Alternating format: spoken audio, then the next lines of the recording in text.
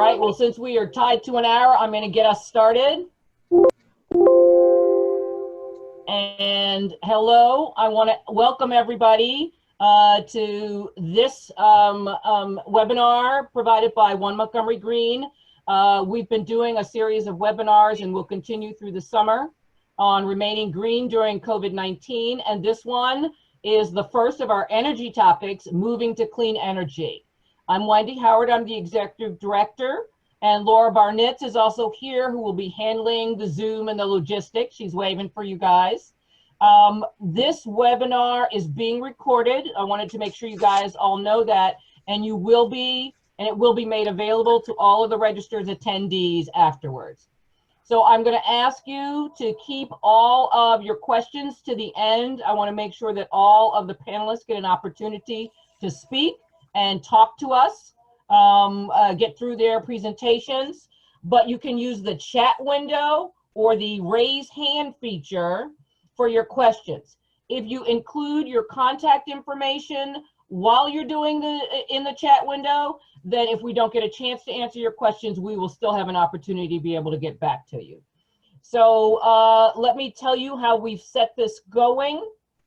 The basic topic is really the renewable marketplace. So there are several ways to participate in this renewable marketplace, and you can participate in one or all of them to achieve your goals of renewable energy for your home. So we've kind of set up our speakers to talk about different ways to do that. First up is going to be Russell, who's going to talk about how you can sign up for a renewable energy supply offered by a third-party supplier by shopping in your local deregulated market. He'll talk to us about that. You can also sign up for CommunitySolar and participate in the solar electricity generation from a solar array built in your community, not in your home. Kimberly Armstrong of Neighborhood Sun will talk about that. And then finally, we'll talk about how you can place a solar array on your home and get the benefits of the solar generation from the solar array directly in your home. But we'll talk about financing of that and how that works. We'll also talk about geothermal and wind throughout this. And that'll be David Comis from the Maryland Energy Administration and Tom Dayo of the Montgomery County Greenback. So we're going to start with a friend of mine, personal friend of mine, Russel Lewis. Russell was born in Montgomery County, Maryland. He's the 7th of 9 children, University of Maryland graduate. He was in mortgage banking for about 18 years before he founded Electric Advisors in 2006 and has been an active part of the business community for over 20 years.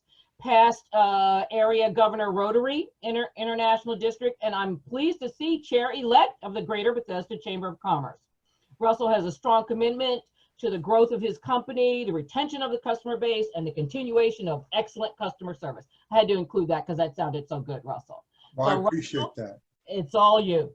Thank you. And I can't see the attendees, which is interesting, the first time. Thank you all for taking time to spend time with us tonight. I am going to talk about renewable energy contracts, RECs, and specifically focus on residential contracting to help offset or green your life. First, I didn't want to go into great detail about renewable energy credits and how they're created and what they're done. We've certainly done that a lot. I'd be happy. Wendy has my information. It'll all be shared with you. If you have any specific questions, don't hesitate to reach out to me. Basically, when you're buying renewable energy credits for your home, there are 3 types you can really buy. Wind credits, solar credits, and then there's a thing called carbon offsets, which are a little bit different, but basically the same idea. It's making the world greener, cleaner, the air more breathable. But it does get a little more complicated. In wind, for example, you can buy national wind, which tends to be a lower cost product.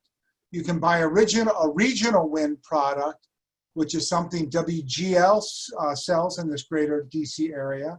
And then you can buy a very local product. Like there's a couple of people that have a Pennsylvania wind product, a Texas wind product. So you have to watch what you're buying. The same can be sold for solar RECs. Carbon offsets tend not to have as many choices. So my first slide, what to look for in an energy supply contract. I got this directly from the Office of People's Counsel from the state of Maryland. Basically, it's a warning. You need to be aware of what you're signing. As in many industries, there are players that have more or less of a moral compass, and sometimes contracts or the people who present the contracts do it in a way that's a little bit misleading.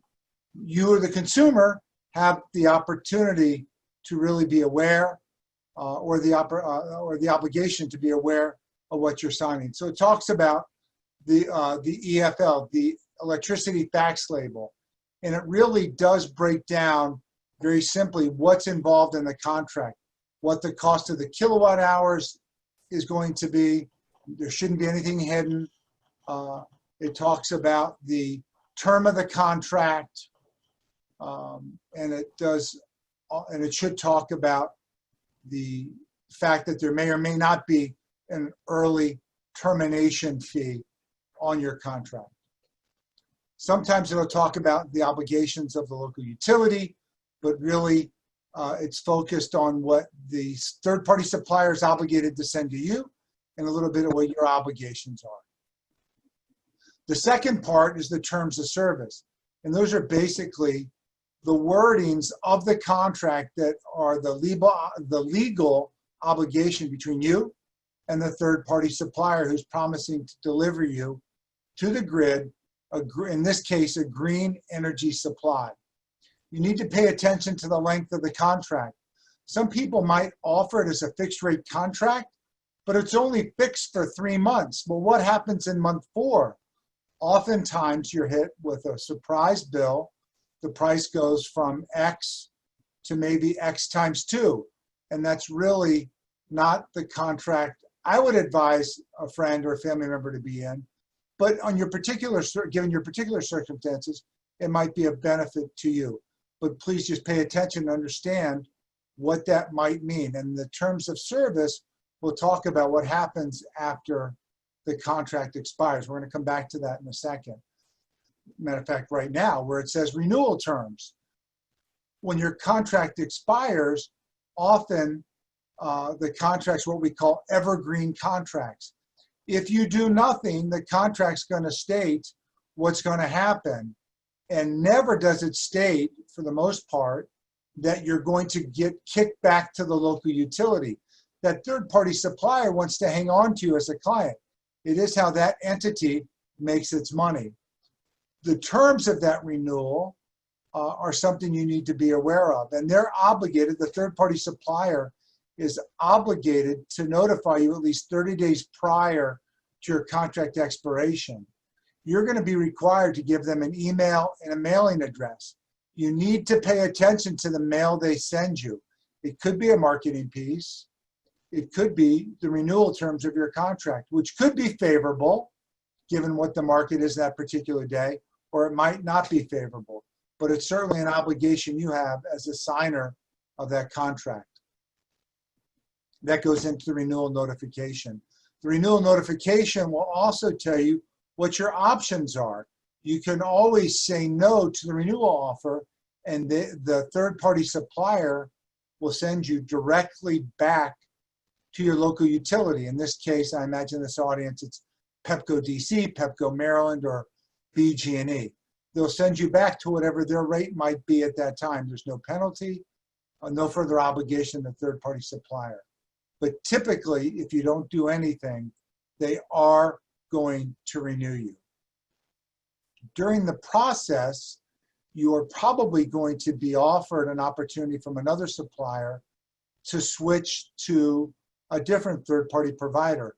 I have no doubt that all of you listening or watching have been solicited either by a door knock, by a telephone call, or by a email, Facebook or LinkedIn message talking about how much money you can save by switching. And certainly there could be money to be saved, but in this example, we're talking about buying renewable energy. And renewable energy almost all the time costs a little bit more, not a lot more, than non-renewable energy. The bottom line is you have to be aware of what you're signing. You have to pay attention to the literature. The communications are going to be sent to you post-signing. They are, or they should, make you aware of what your responsibilities are moving forward. In a nutshell, if you pay attention to all of that, you should have a good experience. You don't, I'm going to give a couple of things that I didn't write down I want to share. And Wendy, please tell me when my time is up or give me a 30-second sign. Often when people, and Wendy, you're muted, so often about a minute left. A minute. When somebody's knocking on your door or calling you on the telephone, they're going to ask you for pertinent information. They might ask for your account number.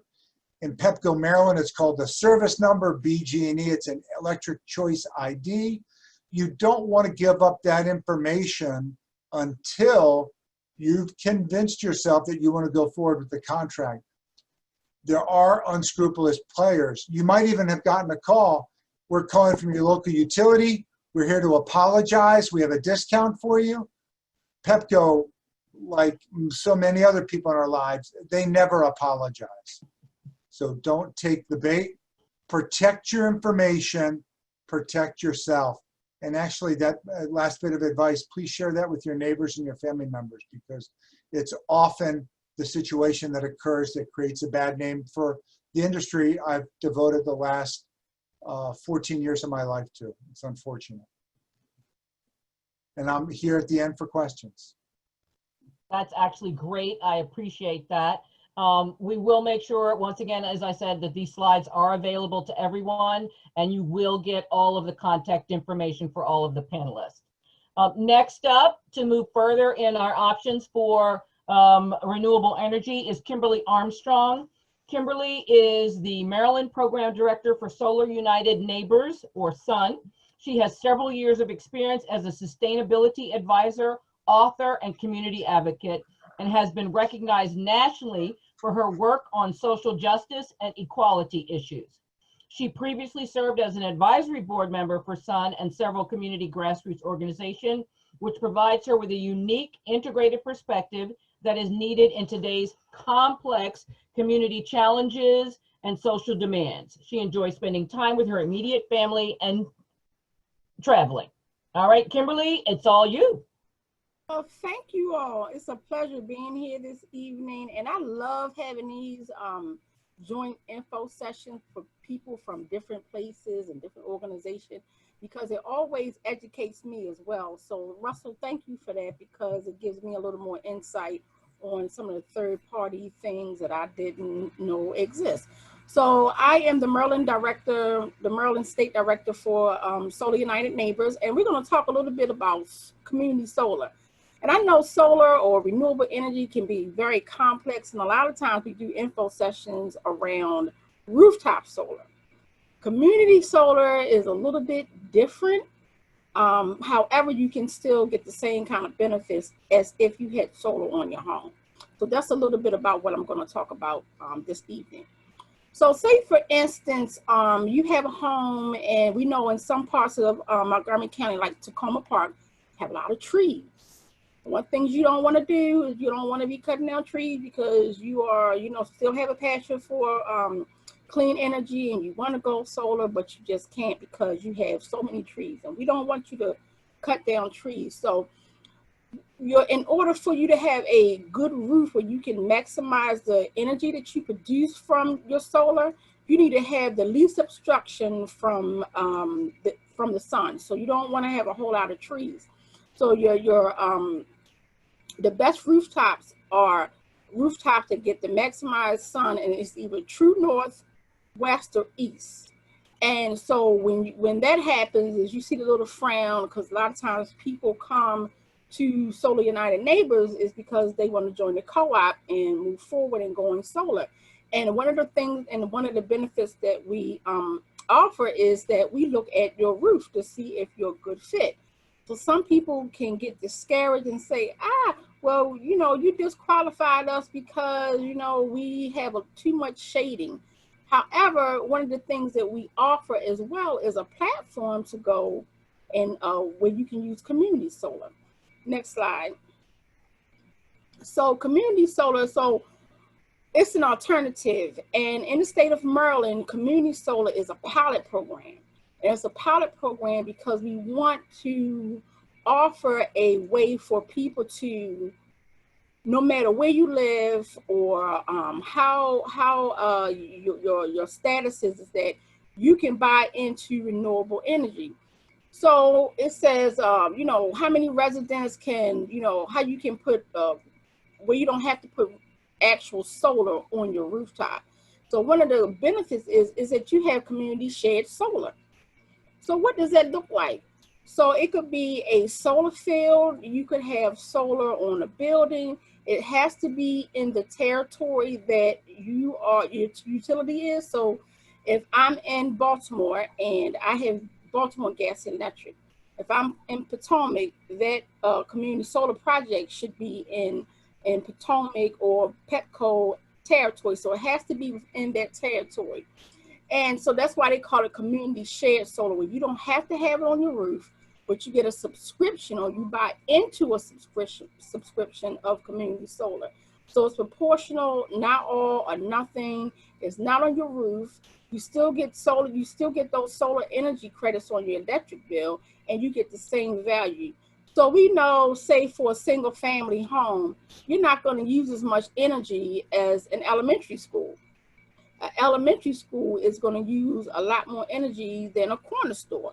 However, when you subscribe into one of the platforms, you still can get the option to still get the solar energy credits as if you had it on your roof and still benefit from solar energy. Next slide.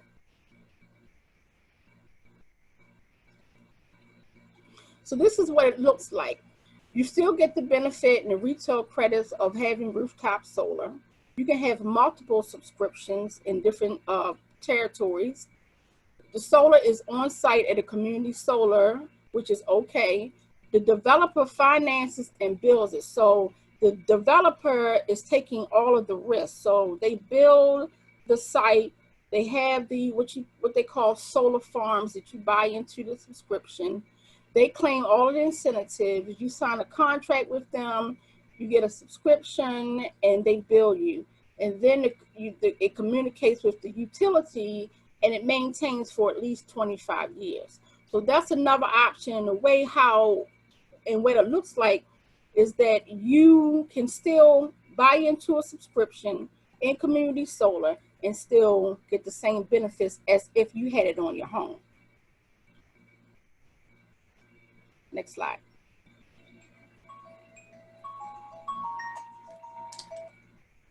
So you still get fair access to all Marylanders still get fair access. It's a wider participation in clean energy in our future, meaning that a lot of people that want to go solar can't go solar. So say for instance, you live in a apartment complex, but you still want to go solar. So community solar is a way that you can do so. It's community-based power. So that means the power is based from the community. That's one of the reasons why this is starting out as a pilot program, because as a pilot program, we want to show to the utilities and to PSCs that this can actually work. It can help to bring people's electricity bills down, which is less of a burden on Marylanders, as well as our systems. Like you have energy assistance and people that need assistance for energy. If you can help to minimize the energy bill, then that offers an opportunity for people that may be low income or live in communities where it can help to benefit not just them, but also the community as a whole. So cheaper electricity is better for all of us. And I think of it as a way to minimize it for the electricity participants, but also looking at it the economics of it. So the cheaper my bill is, I'm more reliable or I'm more susceptible to pay my bill when I have a high energy bill and I'm stressed out about how am I going to pay my bill. But the lower the bills become, is that people have a better opportunity or you know, can have the affordability to pay the energy. And energy is not going anywhere. So you have to pay your utility bill. It's a necessity and it's not something that you want. So I think it's a win-win for everyone. Next slide. So these are some of the ways that you can participate in our community solar platform. So if you go onto our website, which are the links that are listed here in the slides, and we have a lot of information. We have a community solar platform, and we have a community solar guide that you can look into. And this is a picture of what a community solar project can look like. It's a project that you subscribe into, and you can get your neighbors and your friends and your family to join into it. And I will tell you that I have Rooftop Solar. However, you can have Rooftop Solar and you can subscribe into community solar as well to offset more of your energy costs. So even I've had solar on my roof for at least 2 years, and I cannot tell you how much I love it and how much it has reduced my energy costs at least 30%. So I encourage people to really look into it. Go to our website, also go to our Facebook page and YouTube channels, and there's a wealth of information on that as well. Next slide.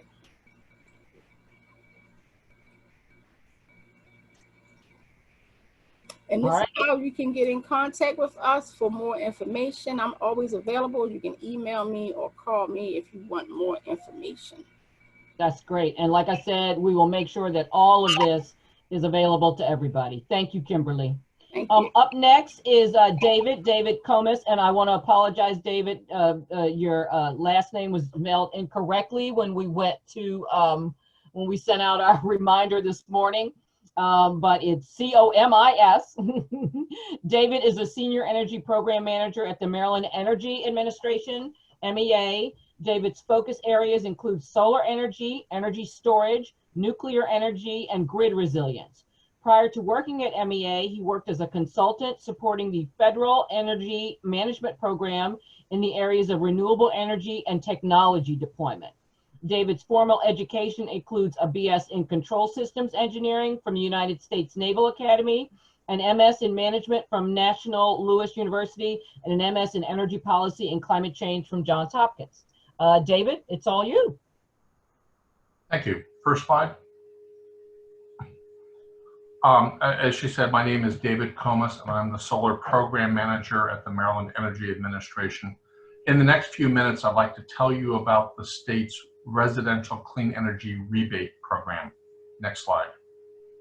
Under this program, we offer incentives for homeowners to install solar PV systems, solar hot water systems, geothermal systems, as well as wood and pellet stoves.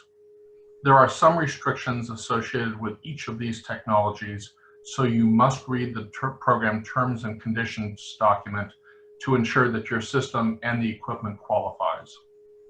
Next slide.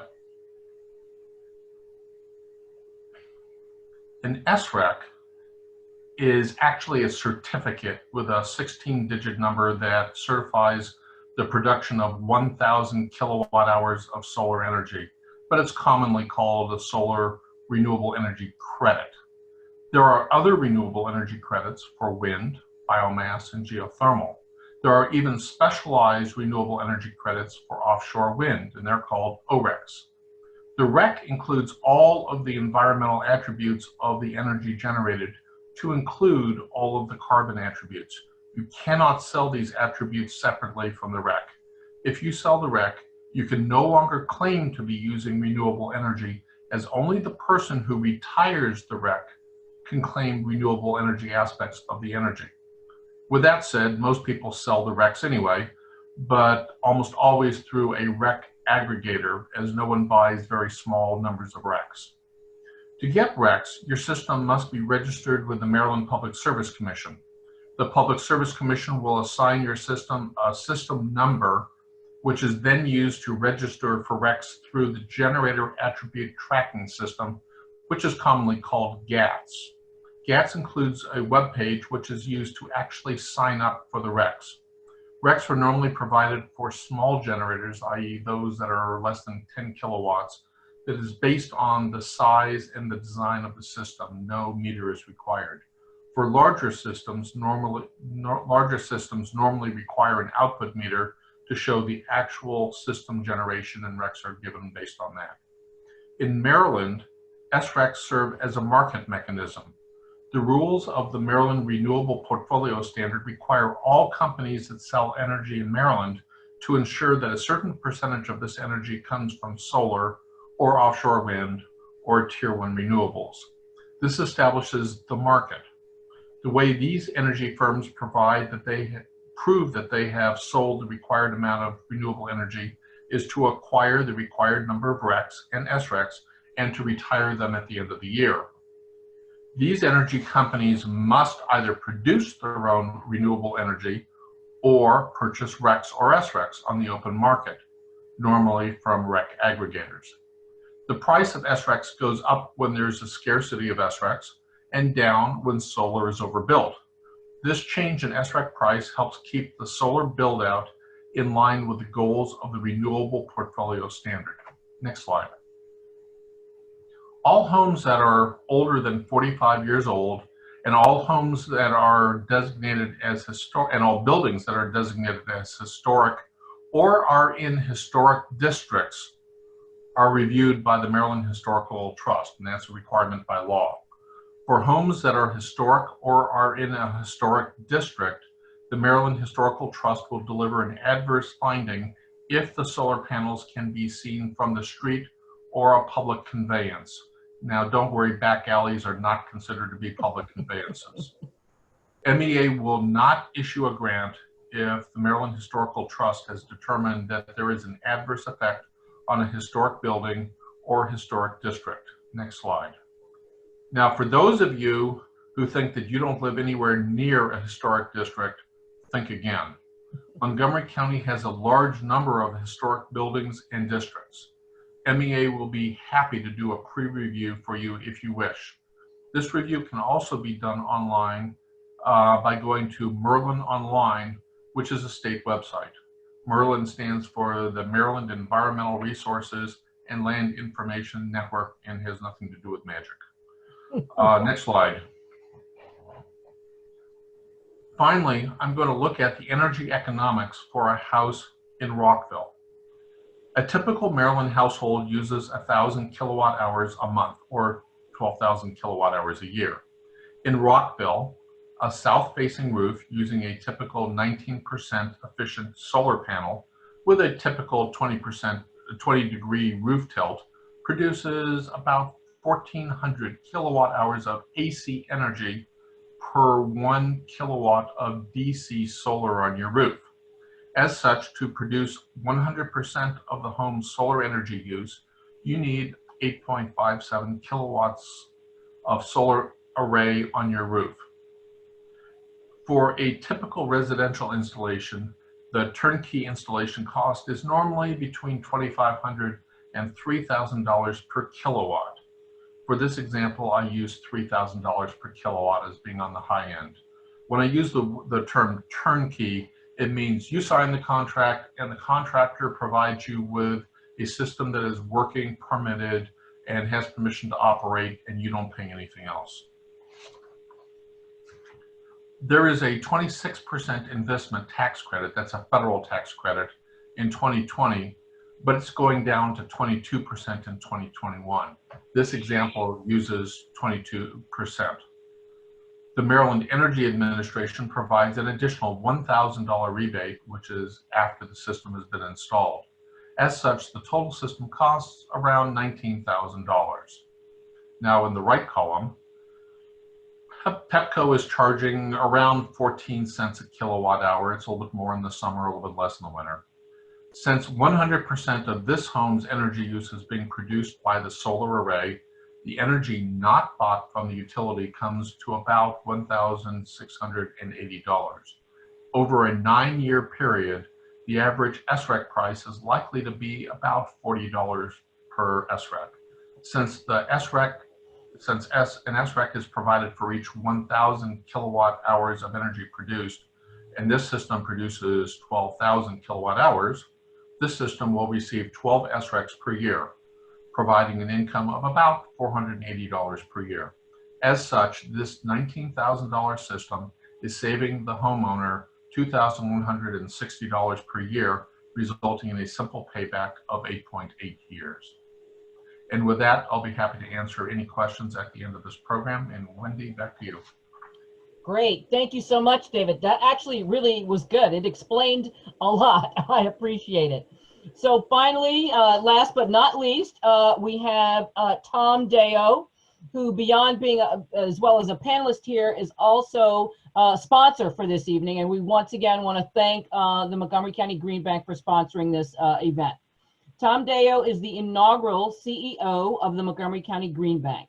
Tom has over 30 years of experience in the for-profit and not-for-profit sectors in financing and investment, technical assistance, knowledge building, and grant making in housing and community development, as well as green program. Tom brings his finance, operations, and mission strong background to accelerate Montgomery County Green Bank's goals of bringing greater access to clean energy and energy efficiency, financing for households, businesses, and institutions in Montgomery County.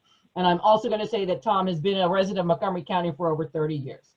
All right, Tom, it's all you. Well, thank you, Wendy, and thanks for having this panel. It's a great panel. So before I get into the part about the Montgomery County Green Bank, what we can offer you here, just so you're aware, Montgomery County Green Bank, we're a nonprofit. We were actually created by the county as a mission-based nonprofit to support, as Wendy said, accelerating the investment in clean energy, renewable energy, energy efficiency in the county. We're not a bank, even though that's in our name. We're a green bank, which means we actually partner with other financial institutions to create affordable lending products that are offered to the community. You won't see us on the front end as an originator. You'll find our partners on the front end of originating. We have got Revere Bank as one of our partners on the commercial side. NASA Federal Credit Union, Clean Energy Credit Union are our partners on the homeowner side. But we're behind them, providing them some level of backstop so that they can actually provide a more flexible and affordable financing product to the Montgomery County residents and homeowners and commercial businesses here. So if you go on to the next slide. So David explained incredibly well the attributes of owning and installing a solar array on your home. And at this point in the conversation, you've had the option to go out and buy it over the choice of the energy, that Pepco offers, so you can get renewables through that. You can buy a piece of your energy from subscribing to solar, or you may say, I want to have it directly. I want to see those panels as Kimberly has on her house, and I want to know that generation's happening here. David explained how you can do that, how you can pay for that, and now you've said, well, I don't have that kind of money. How am I going to get this done?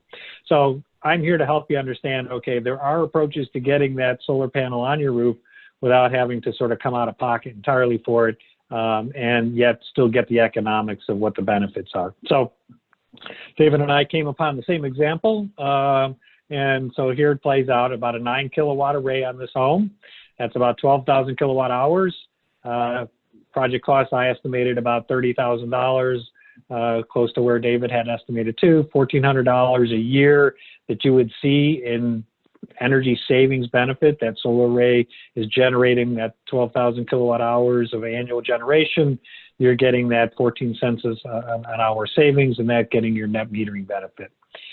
$7,600 you can get is that tax credit that you can write off, and you can write it off in year one. If you don't have enough tax liability in year one, you can carry it forward to year two, so you can get it over time. David mentioned you get $1,000 from the state for doing this, so that comes off the top. And then you have the ability to sell your SRECs in the market, depending on the price of the SRECs. Today, they're close to 70. They'll probably go down to 40 over average of time. So next slide. So this is the project, all right? So how do I go? You take it to the next slide. There you go, thanks. So one option is you could take a loan out, okay? What's the benefit of a loan? You basically take out a loan. It can cover 100% of the system costs. So you don't have to come out of pocket. You take out the loan for that. At the end of that loan, when you've paid off the loan, the system is yours. From the point that the loan is paid off, every kilowatt hour of generation is all yours to keep. You don't have to sort of pay any other debt or any other, you paid for the system at that point. You basically contract with the solar installer to deliver the system, but then you own aspects. Since the system you bought, you've taken a loan to buy it. you're going to own all the maintenance and the insurance in order to maintain that. It's not high cost. I mean, these things are not big maintenance items. You spray them down. Occasionally a panel may break under warranty, you can get it replaced. But yeah, you have that owner responsibility. And there is an inverter that converts it from DC to AC. Those are getting longer lifespans on them, but you can assume over the period of a 25-year horizon, you probably have to replace that inverter. It might cost you about $3,000 somewhere, but that's your responsibility to do it. So what does a loan mean? It means you're going to have regular monthly payments. You're taking it out. It's a fixed rate loan at a set interest rate. It's not going to fluctuate with energy. It's basically like any home improvement loan. You're just going to pay on a monthly basis. You can take it out to cover 100% of the system costs, as I mentioned, and you generally will find you might want to take out two different types of loan. Maybe you take out the short-term loan because you're looking to take that tax credit, but this is March. You're not going to file that tax credit till next year, and you got to come out of pocket. So you can take a short-term loan that basically covers that tax credit. When you get the tax credit, you pay it off, and you're done. You don't carry it forever. Then you can take out a long-term loan, which basically covers the balance over whatever period you want, 12 years, 15 years, in order to sort of stretch out the payments to get as close to matching the energy savings as you can. And the loan is not, it's secured by the array. They'll put a filing on the array, so if you fail, they'll come and they'll, take the asset back, but they're not putting new debt on the house, so it's not a new mortgage. It's not taking out an equity loan. It really is a loan against the solar array. All right, so take to the next slide. So this is how it could look in terms of how you could finance this. So you've got that $29,000 system cost. You're going to file for that tax credit in a year, maybe 2 years. So you don't want to take that out for 15 years. So you take out a loan of $7,600, which is the amount of the tax credit. You take out the loan. There's no current payments on it because you're going to pay it off. It's kind of a bullet. You pay it off at the end. The interest will accrue. And then at the end of the 12 or 18 months, you pay that off. So the $7,600 loan maybe costs you about $8,000. So you got about $390, $400 worth of interest that you would pay in order to have that short-term loan. Then you've got the balance. Now, so you don't want to come out of pocket for anything. So you take out the balance. You've got the $29,250. You take the state rebate. You take off the investment tax credits. You got about $20,000 and then change in order to sort of have a loan amount. So if you take out a 12-year kind of loan, I used a 5% note rate here. It's about $190 a month or $22,280 a year. The calculated savings you're going to get from that's about $1,400. You got SRECs you can sell about $480 that you can recover. So you're coming out of pocket about $400 annually in order to own that array. So that's what it looks annually, but you're owning this thing over a long period of time. So what happens over 25 years? So your costs are, you've got that short-term interest rate about $390. You got about $27,000 of the actual loan that you're paying off with interest. Your annual savings for that 25 years about $35,000. We're assuming the SREC market is not going to be there for the entire 25 years. You get 10 years out of it, so you got about $4,800. But over a 25-year horizon, you're going to save $12,000 on that solar array. So you're in there for the long haul. You have that. If you go and sell the house, you can build in the value of the array and the sales price of the house, recover your loan from that, and pay off your loan. So there's ways of getting that back, but the solar array is known to sort of bring value to the property as well. And then they say, I don't like debt. I really don't want to do debt. I don't want to put anything out for this, and I don't want to owe anybody anything on a debt. Well, then there's another option you can do, which is called, you can either do a solar lease or you can do what's called a power purchase agreement option. In these instances, there are no out-of-pocket costs for the homeowner. You're not paying for anything of the solar array. You basically, the third party that is delivering the array, the installer, they're going to own the array. And you're basically giving your roof over to them to install the array. The array owner, they've got all responsibilities for it. Anything related to installation, service, warranties, inverter, that's all their responsibility. And then at the end of the lease period or the power purchase agreement, you can get to own the system. So after the end of 20 years, 25 years, you can purchase the system at a fair market value, or they just take it off your roof. You're done with it. There's two different things. The lease and the power purchase agreement, very similar in nature. A lease, basically you're executing a lease to give them the rights to the roof and the right, and you're executing a lease for that for 20 years. it's a regular monthly payment. You're going to, just like a loan, you're going to pay it on a very regular basis. If the energy fluctuates, you're really not going to change your lease payment. But over the course of a year, the lease payment and the energy generation are going to equal out, but you won't see it on a month-to-month basis because it's based on a lease payment and not the actual generation of solar energy. But you do get a production guarantee generally for that too, so that you're signing up and they're kind of guaranteeing, I'm going to get you this kind of generation. A power purchase agreement, similar nature, except it's a contract as opposed to a lease. You execute it for, say, 20 years. And what you're going to pay is a set price per kilowatt hour for the amount of generation from the solar array. So you're paying only for the amount of specific solar generation from the array on a monthly basis. So you pay, and it'll be at a rate less than you generally would pay Pepco. So instead of 14 cents, you may sign it for 12 cents a kilowatt hour. So there's going to be a benefit in there in terms of the price you'll pay. But it will vary month to month, because in the summer you're going to get major generation, in the winter maybe less. So your bills will shift month to month, but it is related to the amount of solar generation you're getting. So the last piece here would just sort of show you how that plays out as economics as well. So in this, I did a power purchase agreement, very similar nature. You can assume it's a lease too. You put nothing out.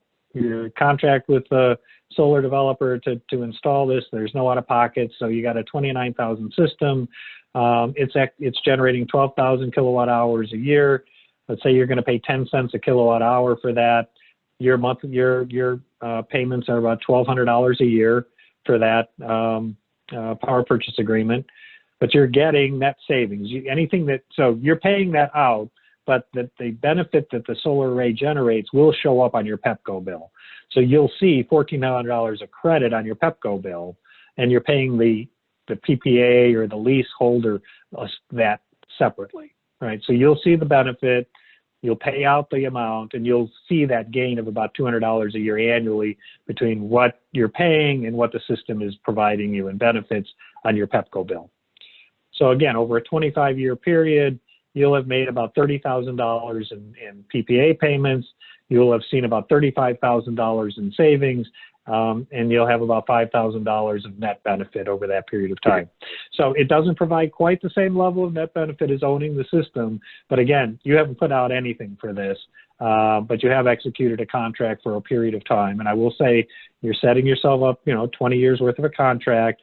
If you decide to leave early, you can transfer that to a new homeowner. If that's who's taking it over, they can assume the lease or the power purchase agreement, or you can settle it out if you're selling and build again and pay off the balance of the contract. It's not the full contract you pay, but there are penalties because they're locking in for a long period of time. So there are pluses and minuses to the two, but if you're really about, I'm going to be in this for 20 years and I don't want to have anything out of pocket, but I want to participate in the solar economy, this is a great way to do it. I think that's the tail end, Wendy. That was great. That was actually really good. And now we're going to open it up. Laura, I see that there have been quite a few. I'm going to let you generate the questions. Okay, I'm gonna share some questions that we got early on, and then I'll also, if you have a question now, just raise your hand, and I will, we'll call on you too. So hold on. Let me get to some of these earlier questions. One was from Lydia Berry, who asks, will the panelists discuss options that would be suitable for condominiums and a condominium association? We are a townhouse-style condo association with piggyback townhouses.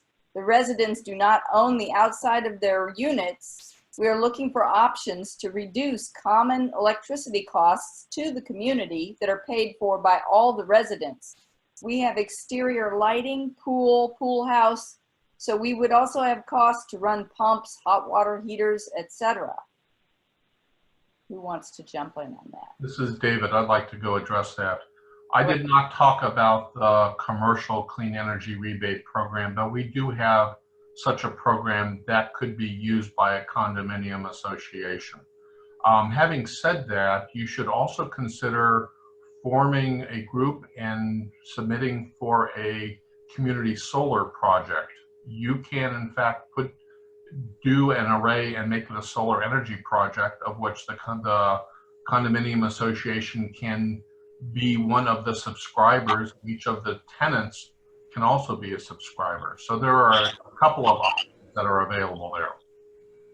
Yeah, and I was gonna say too, she can go on to to our platform where there's several different projects that we have that she could look into, that they can look into, and look at how or which subscription platform they are interested in, and who can give them the best options.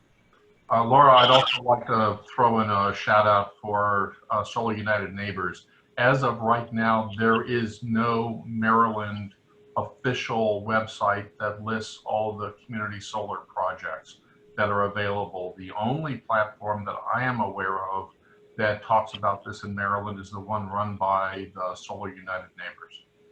Yeah, and so on the platform you have Prereview, you have Aurora, you have Clean Energy Choice, and Neighborhood Sun. So I would just add to this, I think David's points were right on in terms of the ability to put solar on the condominium, and you could either size it to cover just the common area if that's all you wanted to do, and offset the cost of the common area if all the units are individually metered, but you can size an array to offset your common area, or you could go to the community solar, and the greenback has loan programs that would be supportive of those as well. So to the extent you have costs that aren't covered by the rebates or the escrow, you can take out a loan, and we offer a loan product as well to support those improvements on the condominiums. Good. Do you see Armando from Neighborhood Sun, Laura? Yes, I do. And we had a question here. I'm asking about, are there any benefits in community solar projects for low, moderate income electricity customers? And because Armando is with us, Armando, I'm unmuting you. You may respond to that if you would like to. Thank you, Laura. Neighborhood Sun has a couple of options depending on the utility that a ratepayer is being billed by and is a customer of.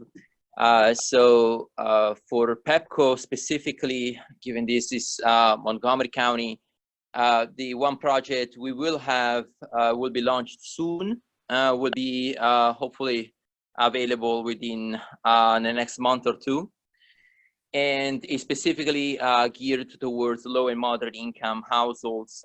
We will definitely list it on the Solar United Neighbors platform so that people can really compare offers and see how that works, specifically for Pepco customers and specifically for low and moderate income households. There are other projects in other utility territories. The Neighborhood Sun is currently offering both Baltimore Gas and Electric, as well as Potomac Edison First Energy. But yeah, stay tuned for Neighborhood Sun to come online with a project, to launch a project in the Pepco, Maryland area. Thanks, Armando. And Armando, make sure to put your information in the chat box so we can share that with everyone as well participating in this webinar. Thank you. Sure.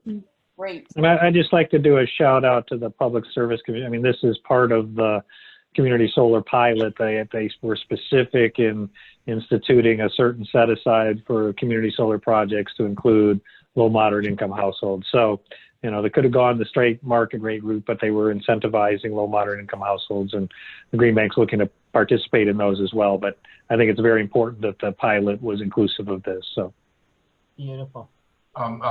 Wendy, this is David Comas. Just to pile on that, while the pilot program sets aside 30% of the capacity for low to moderate income, they do not provide any incentive.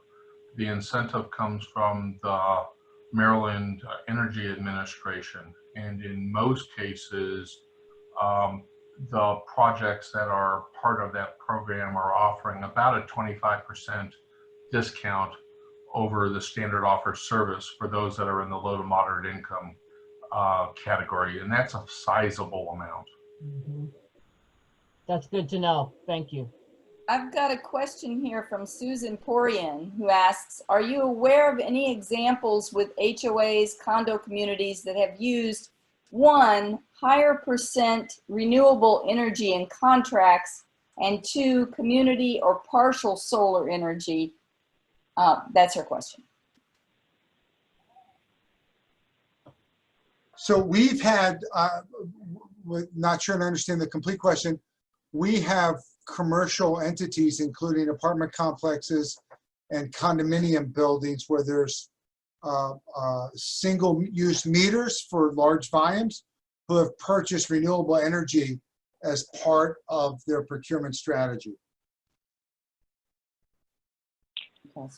So Laura, I'm not sure what the comment around the community solar is. I just want to be clear that if you have a PEPCO bill, you can participate in community solar, whether you're, whatever unit you're in, right? If you've got a PEPCO bill, you can sign up for community solar and get the benefits of that and be a subscriber. So, that's an option always available to anybody that has a bill.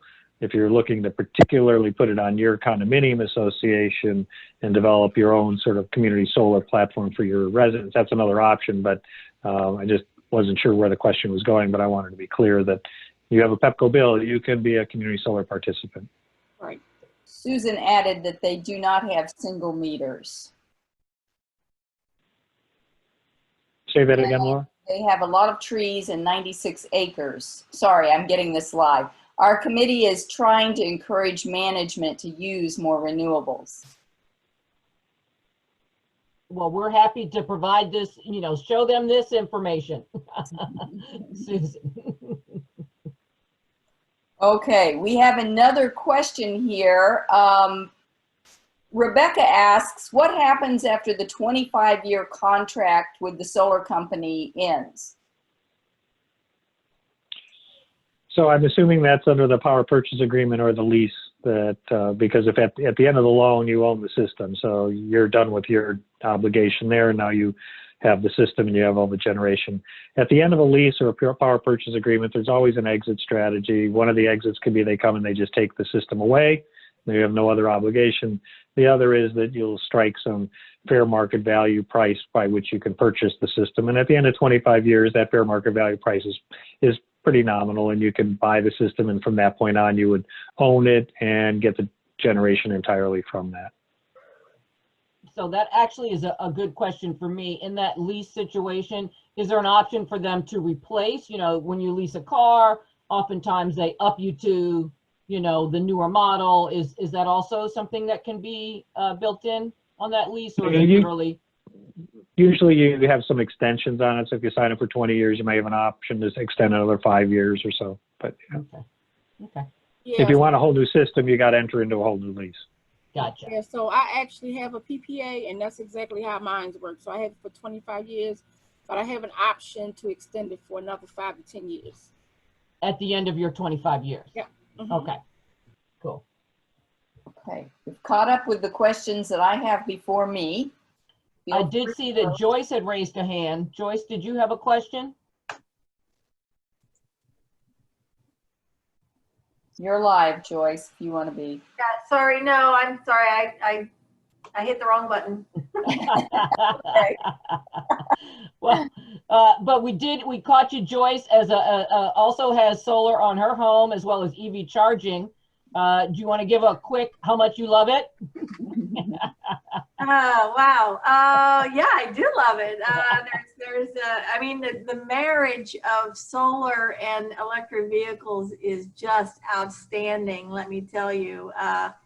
If you want to save money on your energy costs, that includes energy for your vehicles, and at the same time do something good for addressing the climate issue, man, that's the way to go. Go solar, go EV.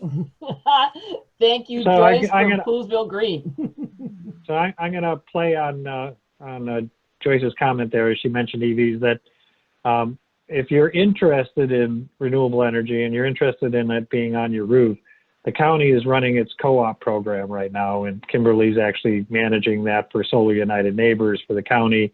And it's a great opportunity to not only, participate in it, but actually get a pretty good deal on the solar. because as a co-op, you know, it's a group buy. They've negotiated a good price with the solar installer, and so you can sign up for that, negotiate and get a price from the solar installer.